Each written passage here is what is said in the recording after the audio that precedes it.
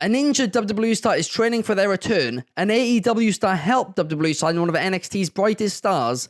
Undertaker has commented on CM Punk's UFC run, and an NFL star wants a shot in AEW. Welcome to Wrestling Republic News, your daily show which brings you all the non-dirty wrestling news in the time that it takes for you to drink your morning coffee. Let's start things off today with the rather surprising news that Thea Hale has revealed that Thunder Rosa helped her get signed by WWE. Hale revealed in an interview with the Pittsburgh City paper that Thunder Rosa put her in contact with a WWE recruiter following their match on AEW Dark. It's absolutely fantastic to see wrestlers helping each other out like this and giving each other opportunities and just advice to younger stars, but I do question how AEW feel about this. Let's say, for example, if AEW turned down Thea Hale, they decided to not offer her a contract, then fair enough, it makes a lot of sense. Surely there's no heat on Thunder Rosa. But if they did want to sign her and Thunder Rosa put her in contact with the WWE recruiter first, well, there could be a little bit of heat there now. This is certainly an interesting one, but I think the biggest point here is it's just brilliant to see wrestlers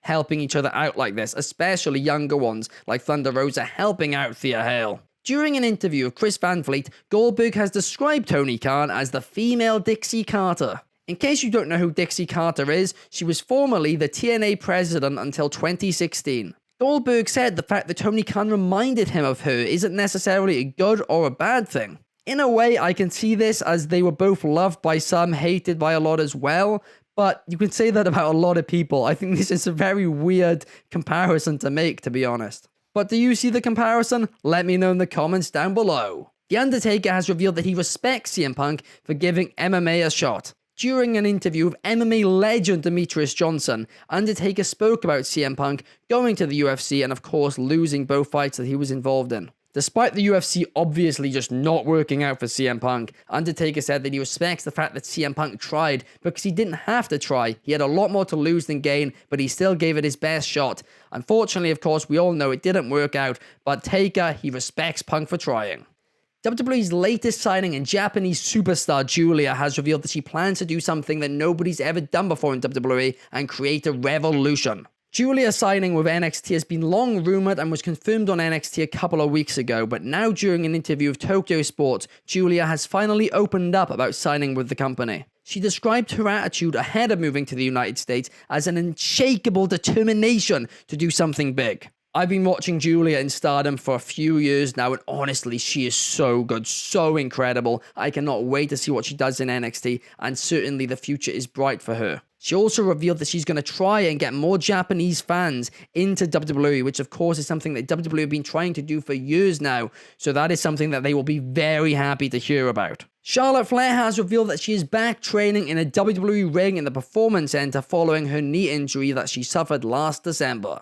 In a video she posted to Instagram, you can see her running the ropes and rolling around in the Performance Center ring, and of course, she was injured with that knee injury 9 months ago, and it looks like a return is on the horizon for her. Originally, they said her recovery time would be about 9 months, which would have her scheduled to return in about September, but could she return sooner? I think it's entirely possible based on this video. And I, for one, cannot wait to see her back in a WWE ring. I have missed seeing her compete for sure. Talking about the Flairs, Ric Flair has called The Miz second to only John Cena when it comes to representing the sport of professional wrestling. Flair took to his Instagram to say this, seemingly suggesting that The Miz is the second best of his generation, as this was following up to a similar post Ric Flair did about John Cena a couple of weeks ago, where he said in the same post that meant that John Cena was the best of his generation. Miz is undoubtedly highly underrated, but the second best of his generation, well, Rick, that is certainly going to be controversial, but do you agree with him? Let me know in the comments down below, and let's have a discussion about this.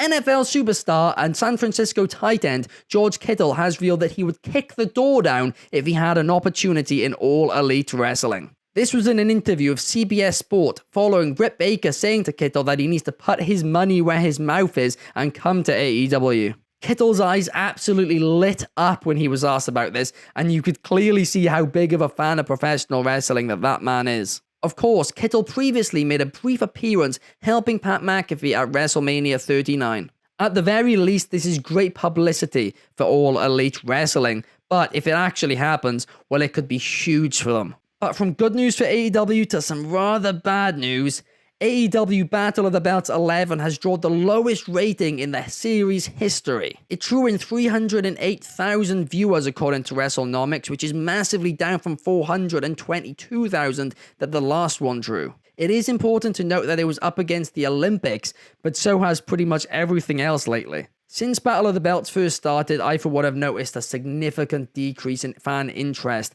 I mean, fans barely ever talk about them anymore, whereas right at the start, a lot of people were very excited about the idea. I do think the debut of AEW Collision in the same time slot just before it is undoubtedly a factor in why the views have dropped off, because of course there now is wrestling on Saturdays, so its purpose, well, it's just not really there anymore. AEW star Kenny Omega has responded to New Japan Pro Wrestling star Gabe Kidd calling him out. Gabe Kidd has been calling out a lot of people lately, and Kenny Omega is the latest on that list. He talked to Twitter, he tweeted Kenny Omega's names in all caps with an hourglass emoji. Kenny Omega responded by saying, "Hey, you must have forgotten that I work for AEW, but if you win the G1 Climax tournament, well maybe I'll give you the Kenny Omega touch." Truthfully, I miss the New Japan Pro Wrestling version of Kenny Omega so much, so I'd do anything to see him face anybody in New Japan, and him versus Gabe Kidd would be a really fun matchup, no doubt about it. Finally today, Matt Hardy will be making his GCW Game Changer Wrestling debut